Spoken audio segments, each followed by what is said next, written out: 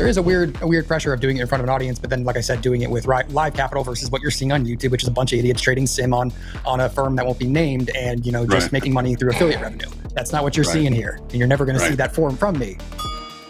You guys probably know I like this little Batman pattern. You know what this looks like? This looks like one of the characters on SpongeBob. Does that not look like it? Does that not? Yes, does that not freaking look like it? All right, okay, let's move on. For the person who said I'm clueless in the chat, I just made $1,000. Let's see if you can do that. All the names you want. Oh my goodness! Hey, talk is cheap, Chad. I was watching the Stanley Cup final last night, and we all know that the Florida Panthers won. Congratulations to the Panthers. But they started talking about the coach, Maurice. He just won the Stanley Cup, but he also holds the record for the most losses. I have never been the best trader, never thought I would be the best trader, never said I was the best trader. But you don't have to be to succeed. You don't have to be the best. You just have to be better every day.